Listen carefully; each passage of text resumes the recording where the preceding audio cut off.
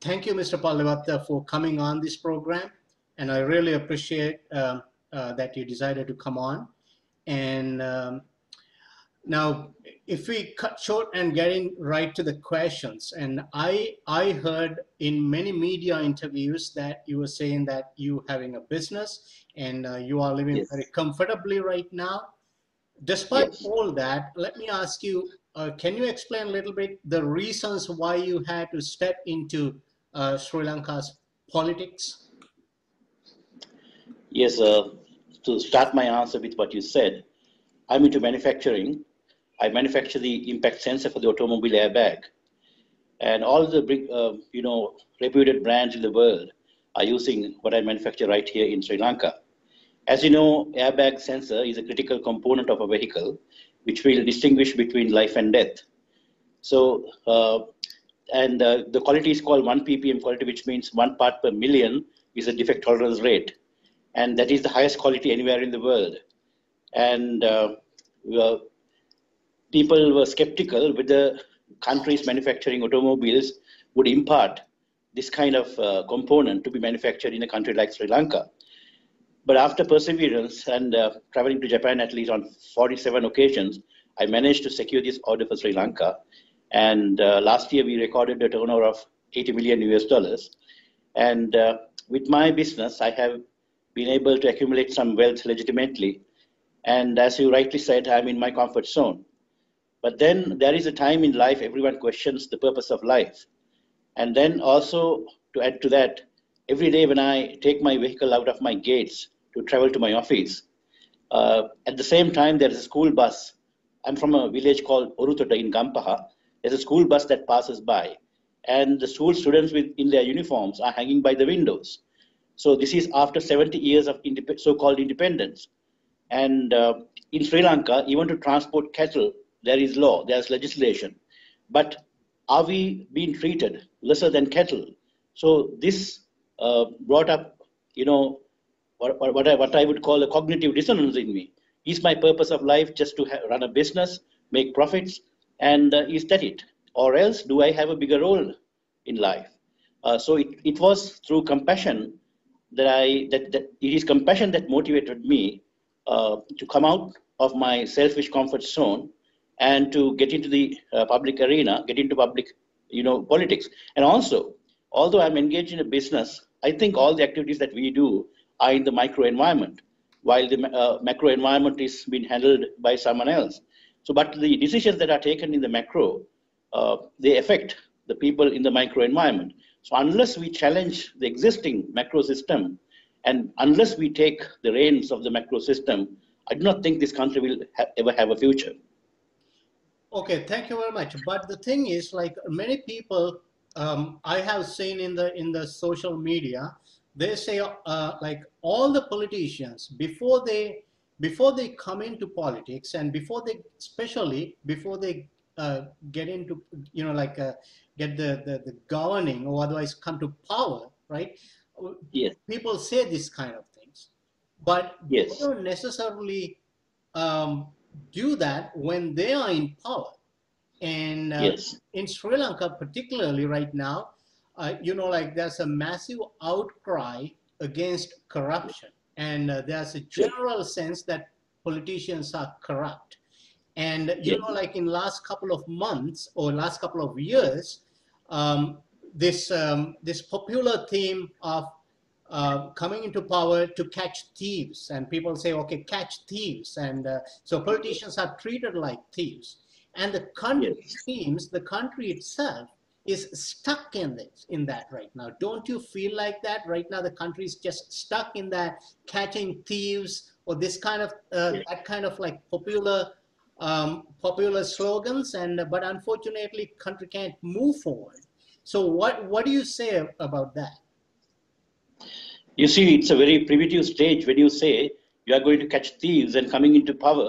I think it's very primitive because you got to come up with a development plan for the country. You have to, uh, educate the masses of the plan and get everyone together.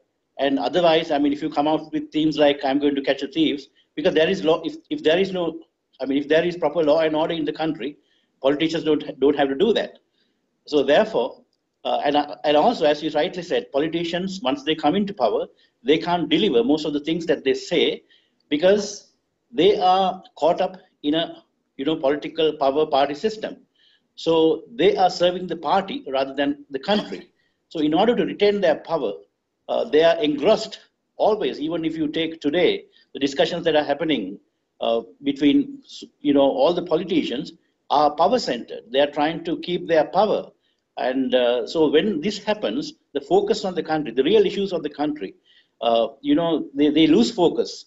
So that is where a political person, coming into politics will have room for him to come and address these issues because he does not have to get involved in a power struggle as such.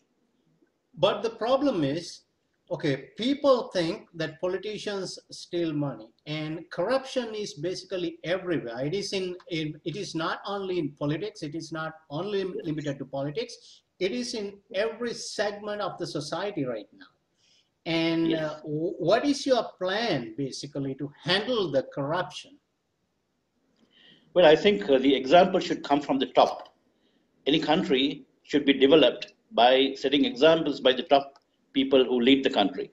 So, as you rightly said, the people they have lost faith in the systems, and the system has become corrupt because of the wrong examples, bad examples set by the top itself.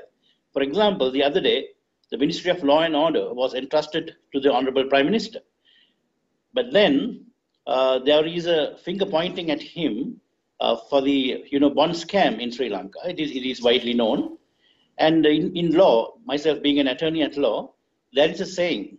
It's a 100-year-old saying that not only justice should be delivered, but it should be apparent that it is being delivered. So when that is there, through that concept, there is natural justice that is coming in. That is audi altram partem and demo judex in re causa sua. That is, you should not be the judge of your own case. So the Prime Minister, being a lawyer himself, he shouldn't have accepted it. It is not ethical. So when these ethical standards are compromised and people are unashamed of their activities, so that is when the social fabric comes to deteriorate. So then when the social fabric is deteriorated, the confidence of the people, of course, is deteriorated. But as you know, I'm trying to get to to provide a solution to this. As you know, Yes. in many Yes. countries, the politicians are not always subjected to law. Like you cannot basically catch politicians wrongdoing just by a Yes. law because they have many ways to get around that, right? And Sure. so the ways basically a lot of countries are handling this is through ethics violation. And a lot of countries Yes. have ethics commissions. And are you aware of that, and or are you planning to Yes. implement such? Yes. Yes. Actually, we have formulated a new party called the Social Democratic Party. In our party manifesto, we have clearly mentioned, which will be uploaded within the course of next 10 days. We will be uploading it in our website, and you will see we have addressed this issue because, as you rightly say, we need a position, a responsible position where the code of ethics of not only the politicians but every sphere in the society will be monitored.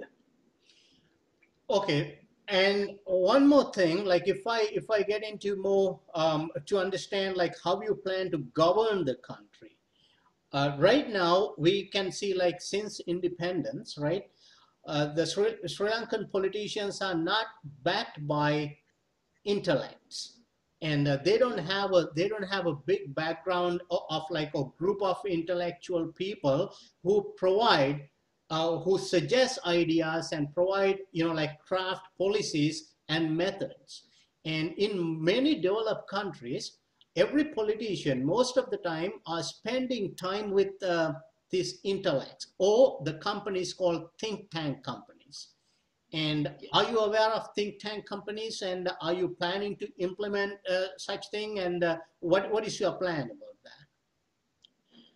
Yes, I think no person in the world, including myself, is almighty. you do not have the knowledge of all the fields that you are supposed to govern. So of course you need the expertise from the experts of respective fields. So I know about these think tank companies, and even in Sri Lanka recently they developed they are in the process of developing actually the export strategy for Sri Lanka, and it was entrusted to a foreign company. And when they did that, they in fact invited people like myself to the initial discussions. So when I participated, what they told me, we are inviting you because it is the people, it is the real exporters who know the ground realities of that particular country, and that is why we want to hear from you. So if that is the case, I think the best people, best people that would be fit to decide or to plan, to come out with the necessary policies, will be the people who know the ground realities. But that does not rule out that we should not bring in knowledge from elsewhere, that we should not completely shut out, foreign knowledge that is ready to come to the country. Because even Lee Kuan Yew, his economic advisor, was a Dutch for many decades. So therefore, we are open to that. Yeah, you rightly said. I know, like in Canada, for example, like there's a general consensus that Canadian students are weak in mathematics, and they know that India, for example, like Indian students are very good in mathematics, and there are many think tank companies where Indian intellects are working to craft these policies. So, as you rightly said, so you will be taking this kind of individuals even from other countries to craft the policies required for Sri Lanka, right?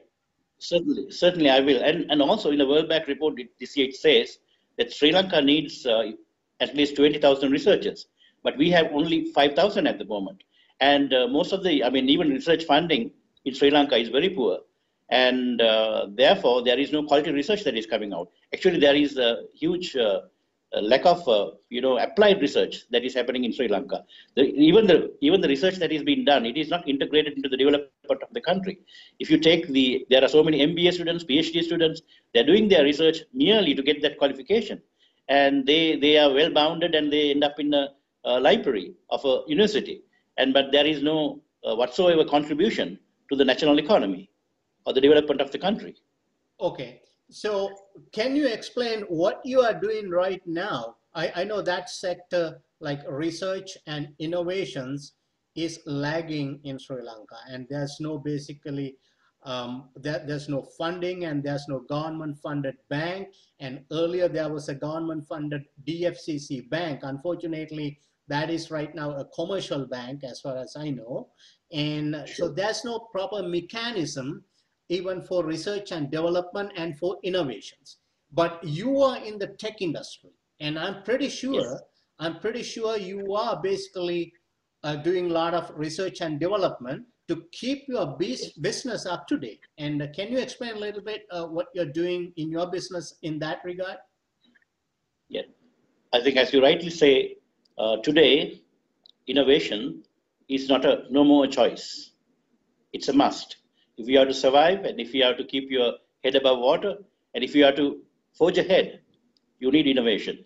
In my own organization, Peter Drucker had said, the management guru Peter Drucker had said, innovative ideas are like frogs' eggs. Out of millions hatched, only one or two would reach maturity. So therefore, the important point here is you have to have a conducive system that people will feel free to come out with their ideas.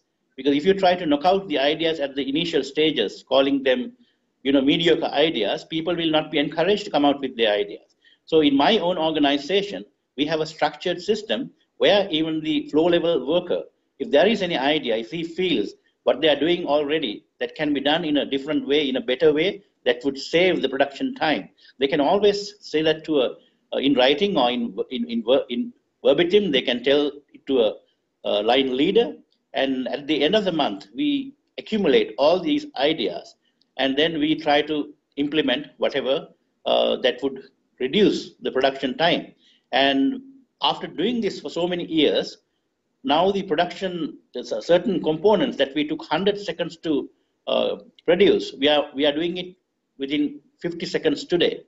So that should cascade I mean, that kind of thing should cascade to the country as well. As you rightly said, there is no innovative culture in the country. And the other day, there was an article on the newspapers that a school student from Bandarwala, has made an electric car. And that was on the 8th page of that particular newspaper. And the headline was, provincial councillor running away with the mace before they started their sessions. So that was the headline. So unless we bring this kind of innovative people, when they do something, when they innovate something, unless we sing them as national heroes, unless we give them the headlines of the newspapers, I mean, no one would ever, I mean, especially the young generation, you will not set up the right example for them to innovate. So we got to create this Yeah, you're talking about innovative culture. yeah, you're talking about the encouragement. That's correct. Like Yes. giving headlines to the Yes. to the researchers and the innovators. But Yes. are you aware of the policies? You know, like Yes. In that region, the biggest advantage is the population of the region. Yes. The region has about like close to 3 billion population, but with merely about $2.5 trillion economy. Whereas in North Yes. America, just 3 countries, Canada, America, and Mexico, it's about like 540 to 550 million people with $19 trillion economy, and developed Europe, 750 million with 14 to 17 trillion dollar economy. So we are talking about like million people, $1 trillion economies, whereas our region, 3 billion people with 2.5 trillion economy. And that isn't it ironic? Basically, so what is your plan to address that? Basically, I think that the policy planners, even in Western countries, are really thinking about this scenario. Why they are always thinking like why the South Asian region is not developing and why India is not taking a lead on that. And in that development, basically, innovation forms a huge part of that development. And unfortunately, there's no culture there. So you will face with all these challenges of creating policies and getting the leaders of South Asian region to talk about this and formulate the methods and develop that the area as a region. So have you thought about that, and what is your plan about that? Certainly, as you rightly said, there is a huge disparity among the income in the regions, as you rightly said. We having 3 billion population, we are having the least, what we income, this region. The reason, as you rightly said, is that now when we take production, there are stages of production. First, the knowledge and designing comes in, then the labor component comes in, then sales and marketing. So most of the countries in this region, what they do, they provide the labor component only. So in order to get into other stages of production, producing something, you got to have the knowledge. And in order to have knowledge and designing, you need to have research. So that is the importance of research. So certainly we got to step up research in this country, and we got to align policies accordingly. As I said, even the Global Knowledge Economy Index of the World Bank, when you take that index, we are lagging behind as the lowest country that allocates the lowest amount for R&D. So therefore, we got to address these issues. It is not only the private government sector, but even in the private sector, it is lagging, and we have to encourage through introducing tax reliefs for the money spent on R&D and so on. It is already there, but that is not enough. That is not enough. People are not encouraged, and when you try to claim, when you spend on R&D and claim that tax concession, it's a tedious uphill task to get that. So therefore we got to yes. And there are many ways to develop a country, and a lot of leaders can develop a country, but you cannot make that country a great country or a cool country, a good country to live, and where other people in other parts will pay attention to. You can do that only if you do great things. For example, say a lot of innovations. One thing is innovations, and the second, sports is very similar to that. Sports, usually policy planners and the thinkers in this part of the world, they really think about sports in that way, basically, to as something that basically shines the greatness of the country. And have you thought about that? Certainly, as you said, even in the book of Jim Collins, he says, uh, you know, good is the what is it, like a good is the enemy of great, right? So being good is not enough. You got to be great, as you rightly said. So we got to step up our system. We got to, even when it comes to sports. Now look at a country like Australia, right? With a such similar population like in Sri Lanka, they become champions in cricket, they become champions in rugby, and so many other sports. So where are we lacking? So we got to correct these. We got to learn from these countries. We got to understand the best practices of these countries, of the developed world, especially that key word, the best practices. We should try and study these best practices of these countries and try to inculcate into our systems. No, the Sri Lanka, like when it comes to sports, right?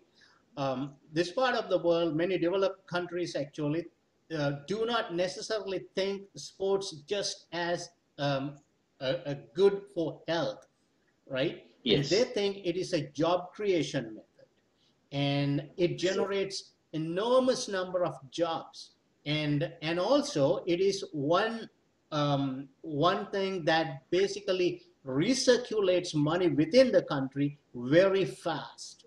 And that is why those countries can send about like 200 250 people to Olympics, whereas India, Sri Lanka, this region having 3 billion people, they send only like how many people to Olympics, right?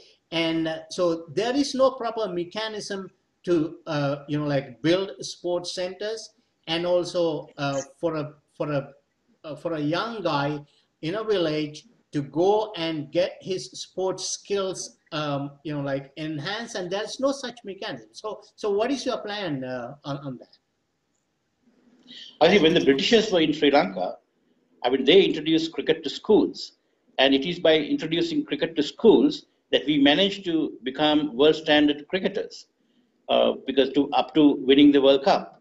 So therefore, the same mechanism should be adopted, to introduce sports at school level, and not merely introducing. You certainly will have to have proper allocations, and especially the right diet, the right food, or because I mean, if you take the schools in the rural areas, there is malnutrition in those areas. So, I mean, a malnourished person cannot be a good sportsman. So, we got to address all these things are interlinked. So, we got to address these issues, and we have to be mindful of this. As you rightly say, sports is a great leveler of a country. So, when you have cricket matches in Sri Lanka, all the ethnic races are together. They're sharing the country together. Yeah, and since we are talking about this, like how to make a country great, not just to develop, but just make great. And let's step back again and go back to that innovation. And like even somebody innovates something in Sri Lanka, he faces enormous challenge of putting that product to the market. And that there is I know one person, right? And who use the pressure from water to create a small amount of water to create the power of a jet engine. And then there's Sure. another person, but he's in Sri Lanka and he has the national patent as well as the international patent. And he is living in Sri Lanka. Whereas another Sri Lankan who is living in United States, and he invented part of the stent, and his company is worth of right now like millions of dollars. But unfortunately, that Sri Lankan person doesn't have that fortune. So, what is your idea? What's your plan to address and give them the necessary marketing access. Yeah. Now, there is a huge gap in Sri Lanka between having a patent and commercializing that patent. There's a huge gap. And we cannot expect the person who innovate and get that patent to market that as well, because these are different set of skills that you need to innovate and to market. So we got to have a professional team of marketeers who would be taking this to the world. And also the placement of Sri Lanka in the world is not conducive. So because if you innovate in Sri Lanka and have a patent, and if you do the same thing in USA and have a patent there, then the recognition in the world will be different. Because even I think you were referring to Dr. Bandula Vijayasena, and he's not an MBBS doctor. He's having a doctorate in some other field. But then he came out with the innovation that was relevant to the health industry. So, but had he, I don't think, had he been in Sri Lanka and pursued his, research, I do not think no one would have taken him seriously, and I don't think even he would have given permission or any funds because he was not a doctor, MBBS doctor. So that is the difference. So we got to bring in, as long as the research, it doesn't matter whether they have qualifications or not, as long as it is socially relevant, we have to have a system in place that would encourage this kind of research. The criteria should be whether these innovations are socially relevant. Okay, let's move on to another area. In Sri Lanka, there is even though the GDP is about like $3,000, and when you convert that to PPP, it's about like $12,000, and there's a huge income disparity. And these are basically addressed through various mechanisms. One is basically tax policies. Yes. And in Sri Lanka, not like in any other countries, I think very recently they introduced this tax submission, individual tax submissions. I'm not sure if that is happening right now and successfully. And the idea of tax submission, I don't know, if Sri Lankans have properly understood the idea of tax submissions. The moment you say taxes, I know every country, every person doesn't like taxes. But the way that a lot of countries, including Canada, are portraying that is this way. Taxes, basically, when you submit taxes, you submit or you provide all your details to the government. And then at the end, we get something called personal financial evaluation. That means the government on individual basis knows the person's capability, the financial capability. And that aspect is used when they are providing government assistance to the people. For example, say a wealthy person, when his or her son or daughter goes to the university, he may not get the financial assistance. And a poor person, right, he will get it. And so this, I think we need to change completely the mindset of Sri Lankans about taxes. And what do you do about that? Well, as you rightly said at the beginning, there is a huge income distribution disparity in the country. Although we are close to 4,000 per capita at the moment, the purchasing power parity is around 12,000, as you said. There's a huge disparity in the distribution, especially the wealth is mostly accumulated in the Western province. And according to the World Bank, the poverty definition is below $1.5 a day. But here in Sri Lanka, we do not fall within that definition. But unfortunately, 80% of the country is living below $3 a day. So, which is, although we may not fall into that particular definition, most of the people are living in poverty. That is a fact. So we got to address this. And regarding the tax, of course, we got to be, as you rightly say, even some of the advertisements on the on television, on media, was that about tax. A tax officer comes and people start running. right? So that is, Particularly, I'm the sorry to inject, like, particularly, it's poor people, right? Whenever these tax submissions are introduced, it's poor people who object that. yes.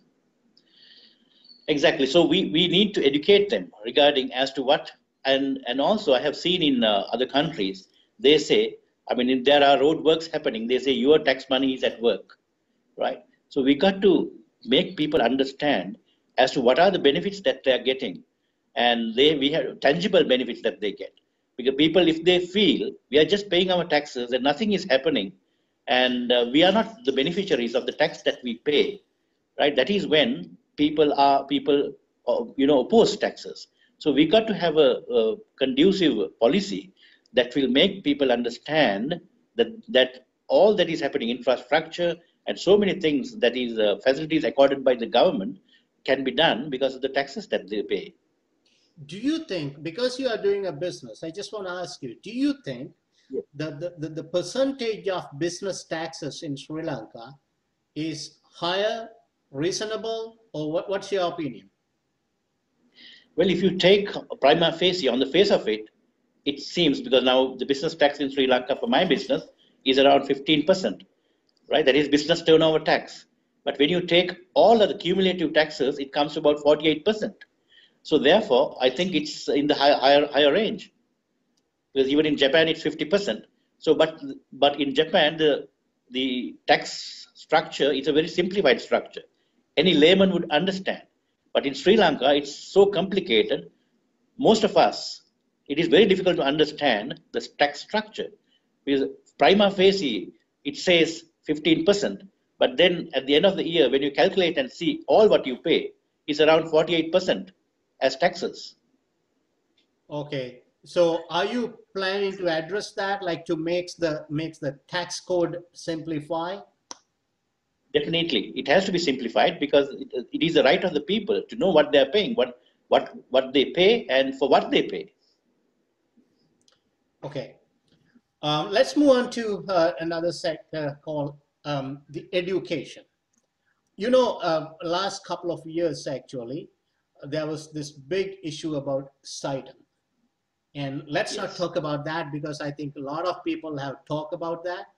And sure. uh, and also there's an outcry that has been there for years right now, and that 6% of GDP should be allocated for higher education, and sometimes it turns out to be like 10% for higher Yes, education. And but it seems the government is not allocating because we know the government is in debt, and in all this in that situation, don't you think Sri Lanka should Sri Lanka needs private funding for higher education? certainly. I think that we need private funding. And also, it is not a matter of allocations by the government, whether it's 6% or 10%, but even the allocations that are existing at the moment that are given to the universities, they spend only about 30% of the allocations, because the interventions by the UGC and the respective ministries into their day-to-day activities, they find it difficult. They have some procedures that is very difficult. I mean, even to day-to-day activities to allocate funds, they have to go through so many procedures. So therefore, what we intend doing is to, give autonomy to the universities so that they can conduct their day-to-day affairs more freely. So it is not a matter of less funds. As I said, even the funds that is available, they are only spending about, universities are spending only about 30%. And after 70 years of independence, we still can accommodate this. The state university system can accommodate only 25,000 to 28,000 students, whereas about 150 students qualify to enter universities. So are we to just, forget them? Because the inability of the state to provide necessary facilities, right? It is not the responsibility of its citizens. So therefore, certainly we have to invite private funding, and of course we intend, changing the UGC into a higher education regulatory authority, so that all these private funding that comes in will be regulated by an authority in Sri Lanka, so that the quality of education will not go down. but that that thing is basically a management issue. But in addition to Sure. that, I'm asking you, um, Yes. if you if you think that we should have private funding, and Yes. what do we need to do with that? Well, as I said, the 150,000 students who qualify to enter universities, and the people that go overseas, and that is a strain in the country as well, on the economy of the country as well, because we are remitting outward remittances worth 900 million US dollars every year for higher education. So therefore, if we can invite equity, private investors to come and invest in education in Sri Lanka, we can save most of that outward remittances in the country. So we will provide, definitely we are for private universities, we are for them coming in for private education, of course, through a regulatory body. Okay, so can you explain a little bit how, like even in Sidam case, right? This Yes, the students in government universities oppose that. So if yes, private money comes in and if you start private education, if there's if the same way these students come and oppose that, what are you going to do? yes.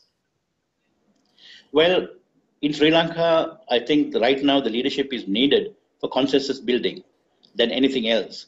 Because as you rightly said, try to start something, there will always be opposing factions up in arms, and it takes all the projects gets delayed. So consensus building is very important. And to do that, we got to communicate the right message to the people and educate them. So it should happen from the top of the country. So therefore, when the private funding or private universities comes, we have to, broad base and through all the media, we have to educate the people as to why this is coming in. And when the government channels, the legitimate channels are not used properly to you know disseminate information correctly, it is only then that rumors and all these things can come in. So therefore, we will definitely have a policy where information will be disseminated to people, and and consensus will be built on based on that. Okay, let's move on to another sector. This is about building relationships with foreign leaders. And as you rightly know, that I have heard in a couple of times you have said that Sri Lanka should actually, at one time, Sri Lanka went away from our foreign policies and then uh, deviated from our foreign policy. And then, since then, actually, we have in trouble and we are subjected to some pressures from big governments or big countries, right? But Yes. unfortunately, is that true, basically? Yes, right. Yes, because but what I said at the interview was at the Falkland Island issue in Argentina, at the UN, when the entire world was opposing, UK attacking the Falkland Island issue. Only Sri Lanka and two other countries, I think, raised their hands in favor of United Kingdom. So I think we derailed our foreign policy there because we were a non-aligned country, and we became biased.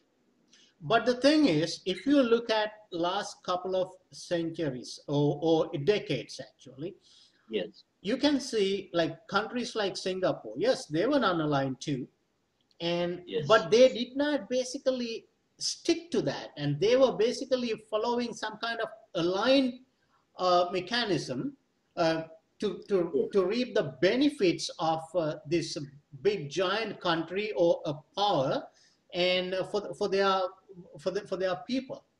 And as a businessman probably, and you have ties with Japan and Japanese government people, and like building relationship is very important. And I want my president or my prime minister to have to have a good relationship with the countries that we need to be in touch with. And Sure. but unfortunately, sometimes Sri Lankans don't see that way. And Sure. so even though you say non-aligned policies would be better for Sri Lanka, don't you think Yes. that we should align with some powerhouse basically to reap the Yes. benefits? As you rightly said, every developed country has not developed in isolation. Most of the countries have been a proxy to some of the major powers in the world. So the country that is in close proximity to Sri Lanka is India. And but unfortunately, there is a negative sentiment in the psyche of the masses in Sri Lanka towards India, especially because they tried to impose, not that they tried, they imposed the 13th Amendment uh, to Sri Lanka. And because of these kind of examples, there is a kind of negative attitude towards India. But then a leader should not go by only the popular sentiment. So I believe India definitely will be a strategic partner in Sri Lanka's development. So No, therefore, before you go there, yes, like I just want to interrupt you. Sorry, and yes, I know like there's a negative sentiment right now towards India, but yes, don't we need to educate our people about the history? In a lot of people think, like back in the Cold War era, basically, India was going with US, sorry, the Russian bloc, and that was yes, Gandhi family and the sure, Congress. But soon after, the communism failed, and a lot of things changed, and then Gandhi family is no more in power, and also Gandhi family so like when they look at President Jaya Jayawardena trying to bring more foreign direct investment, India thought that it's not good for Indian security, and so they thought that Sri Lanka is departing from the historic ties with India, right? And so India did all kinds of things to destabilize the country. But now, if you look at right now, that's not what is happening right now. India has fully embraced open market economy, and India is developing. And but sure. unfortunately, due to that all that sour past, Sri Lankans have negative sentiments and towards India. So, what do you do about that? Well, we got to educate our people regarding the new, state of India and their governance, because as you said, they have parted with the Gandhi politics, and they are into different arena right now. They're different as you said, the open market economy. So we being I mean under the nose of India, the closest country to Sri Lanka, with the second largest population in the world, Sri Lanka, is having a huge market uh, just above their head. So we got to utilize that in order to develop and to win the public sentiment. To change the attitude towards India, it'll take time, but we got to keep on educating people. So if you become the president, you definitely have to get in touch with India and a lot of regional countries, right? And Certainly. like when in North America and even in Europe, when these countries make trade agreements with other Yes. countries, they have they have some strategic clauses in their trade agreements so that Sure. um, like if I bring an example to you, for example, say in North America, a car manufactured in Japan cannot be sold in Canada or United States. And what Sure. they do basically, they have upgraded their standards, and they have very higher safety standards, or could be different safety standards. And Sure. so what they say basically, okay, you cannot manufacture a car in Japan and send it to Canada. Or what you have to do, you have to come here, establish here, and then register that business even in stock market, so that when that company flourishes, the benefits basically trickle down to the masses of the country. And so that kind of policies, I haven't seen that kind of policies are widely discussed in Sri Lanka, or even in the region, in the Indian region. So when you definitely have to take that kind of Sure. strategic moves and the discussions with the regional leaders. And Sure. how are you planning to do that? Now, a country cannot, as I said earlier, cannot develop in isolation. So the regional development will be very important for, this development of this particular region will be very vital to Sri Lanka. So it is not just myself being the leader of this country and then, trying to have a development plan and forging ahead.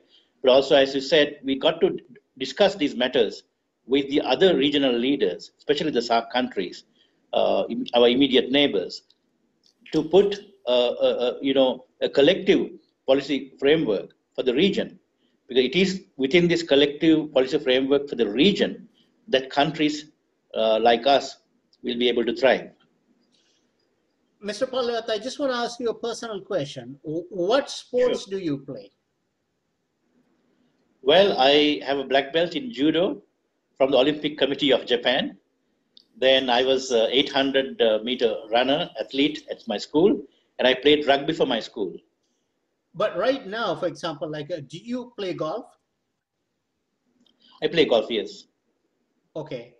The reason why I ask, a lot of politicians currently in politics, right? They don't have hobbies, and Sure. Lee Kuan Yew, right?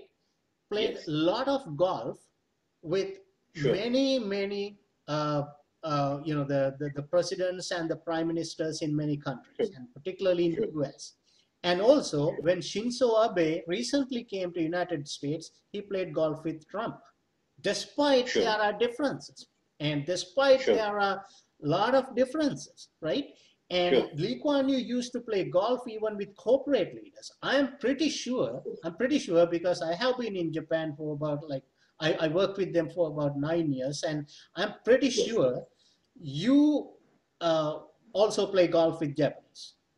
Sure, Am I right? definitely. It is a must. If you want to keep your business, that is a must, because most of the discussions, important discussions, are taken place during, most of the top people in the Japanese companies cannot be found in their offices. They are either in the golf links, playing golf, or in their yachts, going out fishing. So we got to align ourselves, and we got to play the game that they like, if we are to, survive, or if we are to thrive. So I myself play golf. I learned it. I was a late starter. I started golf especially because of my business. That's correct. And recently, like, Brian Mulroney, one of Canada's prime ministers, told uh, most of the clauses of the agreement that were disadvantageous to Canada, the NAFTA, I'm talking about NAFTA agreement, right, were discussed when he was playing golf with President Reagan. And Sure. so people, like presidents and prime ministers, they are using in this part of the world these skills, building relationships, and that Sure. relationship really help bring a lot of Exactly. benefits to the country. But unfortunately, Sri Lankans view this in a different way. And so you may have to address that. And can you explain how you plan to sort of like change that sentiments among people? Well, I think now now you came out with a very important point: the personal relations with other leaders of other countries. It's just not a matter of official visits and all covered by media, and you have a very official discussion. But one to one, you play golf, and you engage in certain other very light activities, so that you will be building up your relationship. So that is very important when it comes to the the ground reality, because I mean you should be able to pick up the phone and talk to any of these leaders freely and openly. So when this happens, when the candor, your honesty and all this is in place, and when you develop that rapport with the regional leaders, of course, that will, have a great bearing on the, progress of this country. So you have definitely and thought. and and al- and also I happen to address the United Nations on sustainable development goals back in 2016 at their headquarters, not in Geneva but in New York. And when I did that in the morning session from 10 o'clock to about 3 in the evening, they were serious sessions.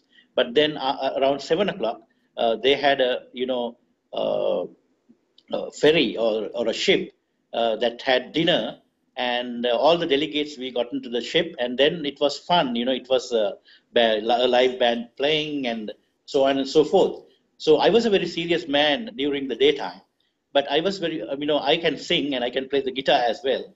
So I went to the live band, picked up the guitar, and played some songs. So which means then I connected to the people. At the end of the session, it was a 4-day session. The house wanted a leader from the house, and everyone, came. One person came out with my name, and everyone was raising their hands. So that kind of rapport is very important, at international level. Exactly. That's very important. I have seen that kind of like hobbies um, definitely benefit Sure. people of the country. Sure, Okay, sure. And, let's. and, and also to add, in Sri Lanka, most of the politicians are they are very rigid. What I was trying to say, they will be very serious at the session, and then they will be serious in the ship as well. So you got to adapt yourself. You got yes. But what is the reason? What is the reason these Sri Lankan politicians currently, like presidents, prime ministers, and we don't see them, we don't see their hobbies and whatever they do. Like people don't see that. And what is your thinking about I think their hobby is power. that? Okay, let's put that way. Okay, with that. Okay, let's move on to the the manufacturing sector in Sri Lanka. Like I think you are the right person to ask this question. Um, Investors in this part of the world, they say if they employ a person in Sri Lanka, the cost is approximately $390, and still that number in China is about 314, and in Indonesia it is 165, and Bangladesh $85. And so Sri Lanka is an expensive country. It is expensive than China too. And part of that, like the biggest component of that number is due to overheads. For example, um, lack of infrastructure and continuous disruptions to electricity and the transportation that you need to provide to the employees or to the workers. And how can you bring all that down? And have you thought about that? And are there bigger discussions going on in Sri Lanka uh, to curtail that number, like to reduce that number? Certainly. Now, I will approach this question this way. Now, we had the local government elections recently, and rupees 6 billion was spent on this election alone. And when you take this money, if you divide by the number of Grama Seva divisions that are in Sri Lanka, you can allocate around 500,000 to 600,000 rupees for every Grama Seva division.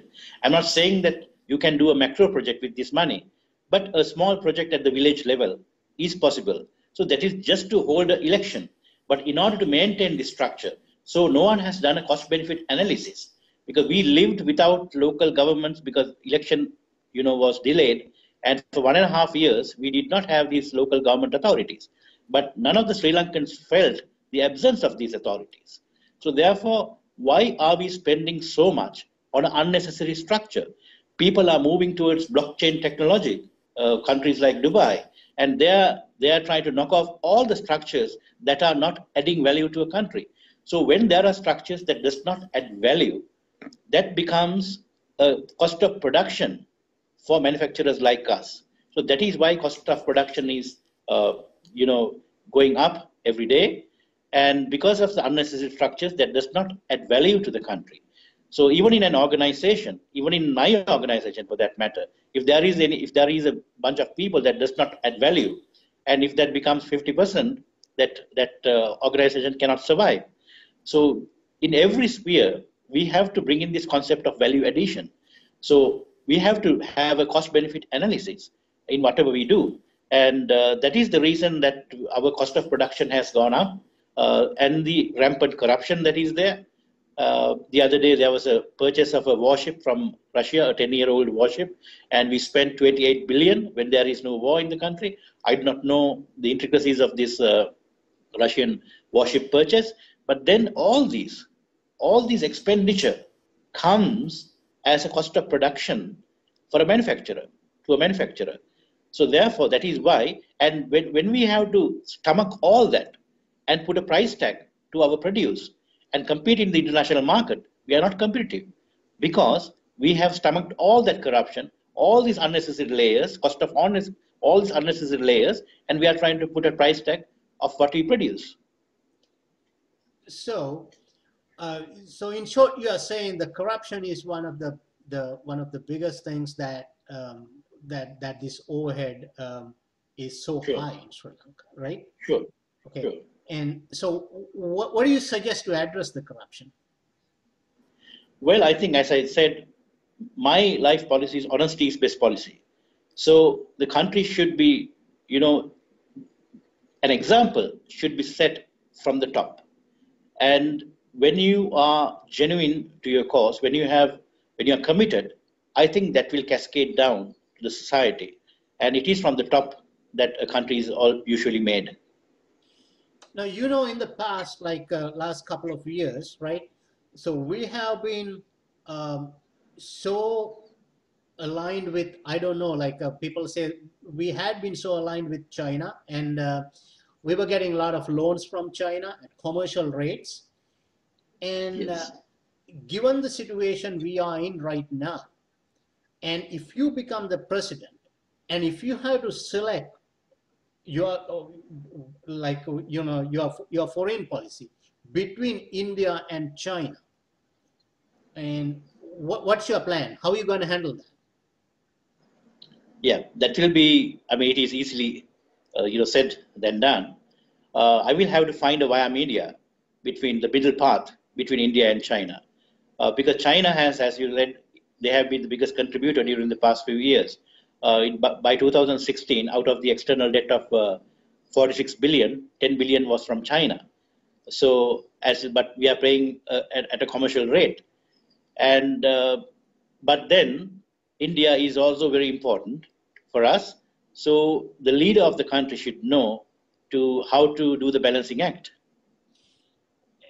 Yeah, but the thing is this, like, if you look at the Chinese history, and right now, like, as yesterday, the news came, like, about like 13, I think the big corporations, the CEOs of big corporations were arrested in China, and due to fraud. Yes.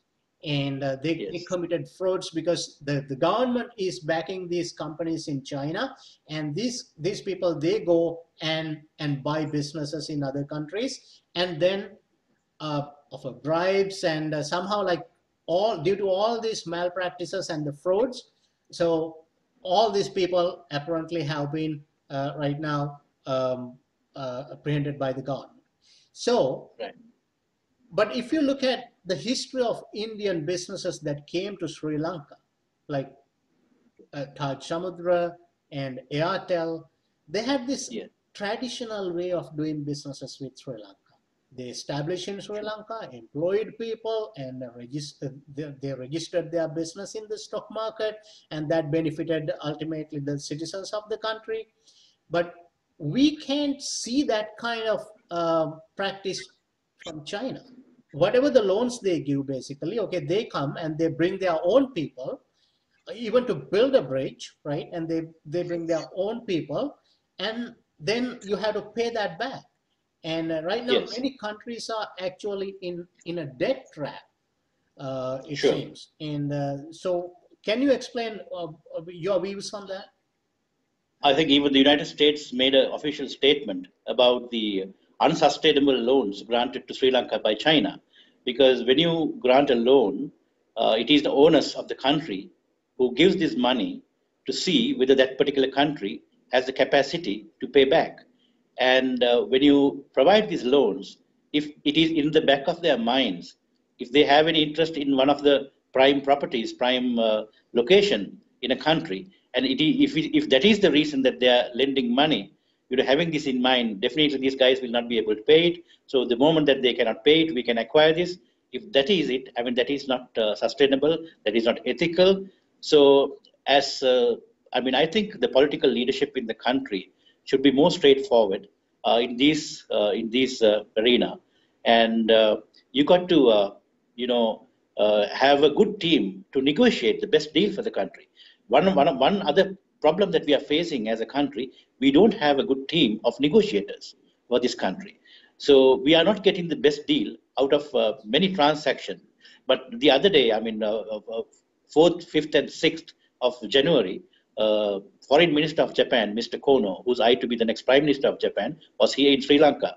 And the significance is that that was his first foreign visit as the Foreign Minister. So even he was raising concerns about the Hambantota port being given to China.